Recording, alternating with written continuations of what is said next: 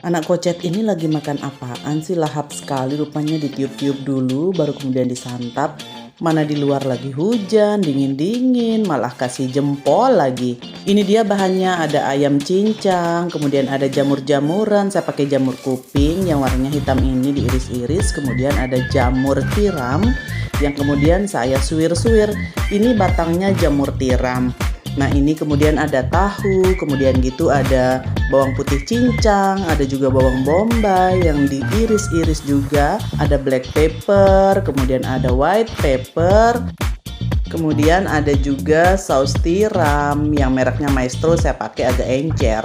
Kemudian ada juga minyak wijen, ini banyak minyak-minyakannya sih. Kemudian ada kecap ikan, dan di situ juga ada garam, ada kaldu jamur. Kemudian kita akan menumis bawang bombaynya terlebih dahulu. Biarkan bawang bombaynya sampai layu, tidak berkembang. Kemudian baru kita masukkan bawang putih cincang. Lalu setelah itu ayamnya masuk juga. Dan kemudian setelah ayamnya mulai juicy mengeluarkan air, baru kita masukkan kemudian batang dari saus tiram dan masuklah jamur-jamur lainnya. Begitu seterusnya, kasih bumbu dan lain-lain yang sudah saya sebutkan dari tadi ya. Minyak-minyakan ini seperti minyak wijen, kecap ikan dan lain sebagainya itu sebenarnya bisa di skip, bisa tidak digunakan sesuai selera. Tapi karena di rumah lagi ada stok, jadi saya pakai aja.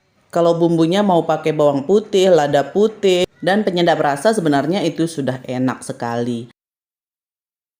Dan yang terakhir dimasukkan adalah tahunya. Tahunya ini tidak boleh diaduk-aduk, karena jika diaduk-aduk terus maka tahunya akan hancur. Begitu juga dengan hati, jika diaduk-aduk akan hancur pula. Yang terakhir tadi untuk mengentalkan kuahnya kita menggunakan tepung maizena ataupun tepung tapioka. Bisa juga tepung terigu sesuai selera.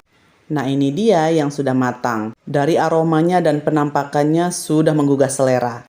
Waktunya kita icip-icip. Saya namakan masakan ini cah seram wamput. Kenapa seram wamput? Karena semua bahan masuk semua di situ. Rasanya enak dan karena tidak menggunakan cabai, jadi anak-anak bisa memakannya juga. Dan lihat nih, si kocet ini lahap sekali memakannya.